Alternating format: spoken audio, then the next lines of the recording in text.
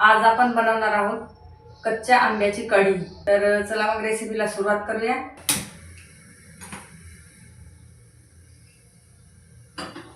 तर हा आंबा या पाण्यामध्ये बॉईल करून घ्यायचा आहे।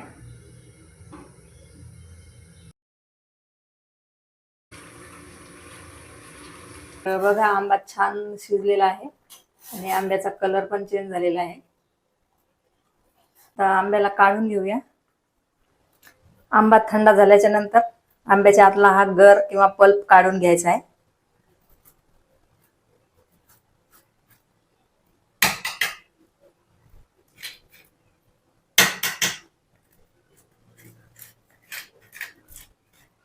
असा पल्प नसेल काढायचा त्याला पाण्यामध्ये टाकून धुवून घेऊ शकता।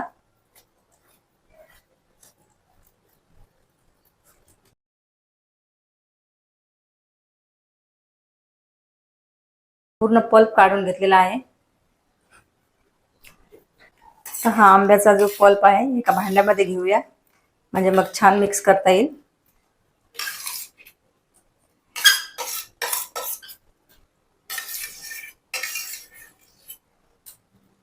आणि ही कढी करताना आंब्याला कधी पण बॉईल करूनच घ्यायचं किंवा उकळून घ्यायचं आहे। तर आंब्यामध्ये जे आंबटपणा असतो तो कमी होतो। आता याच्यामध्ये टाकायचं आहे ठेचलेली हिरवी मिरची आणि लसूण। तिखटाचं प्रमाण कमी जास्त करू शकता। थोडीशी टाकूया हळद, चवीप्रमाणे मीठ, 1 चम्मच टाकायचा आहे बेसन। तर याला छान मिक्स करायचं आहे। कलर साठी थोडीशी लाल मिरची पावडर पण टाकूया। तर याला करूया मिक्स। ही काश्मीरी लाल मिरची पावडर आहे, त्याच्यामध्ये पाणी टाकून याला मिक्स करायचं आहे।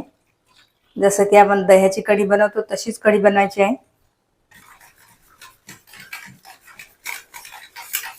तुमच्याकडे आंब्याची कढी कशी बनवतात कमेंट मध्ये जरूर सांगा। तर हे आता छान मिक्स झालेलं आहे। आता याला फोडणी देऊया।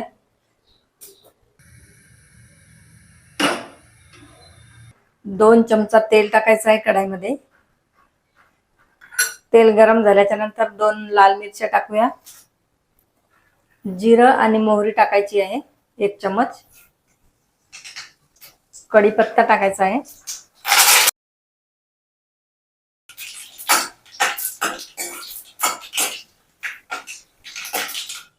हिरव्या कांद्याची पात टाकायची आहे।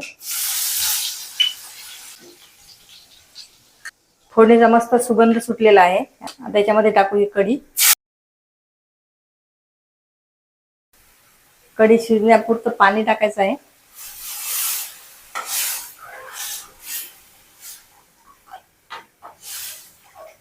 आंबा थोडा आंबट असतो तर अर्धा चम्मच साखर टाकायची आहे, म्हणजे आंबट आणि गोड चव।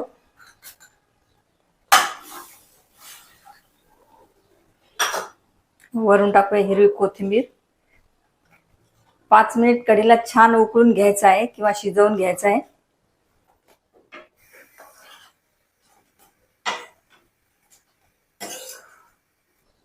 कढी शिजल्याच्या नंतर अजून थोडीशी वरून कोथिंबीर टाकूया। तर बघा खूप छान अशी आंब्याची कढी झालेली आहे। तर घेऊया सर्विंग डिश मध्ये। तर या कढीला सूप सारखं प्या किंवा चपाती सोबत खा, खूपच भारी लागते। उन्हाळ्यामध्ये एकदा दोनदा तरी ही कढी बनवायलाच पाहिजे। तर देवी और सजनो, ही कच्च्या आंब्याची कढी कशी वाटली कमेंट मध्ये जरूर सांगा। रेसिपीला लाईक शेअर सबस्क्राईब जरूर करा। तर मग चला भेटूया अशाच एका नवीन रेसिपी सोबत। तोपर्यंत बाय बाय।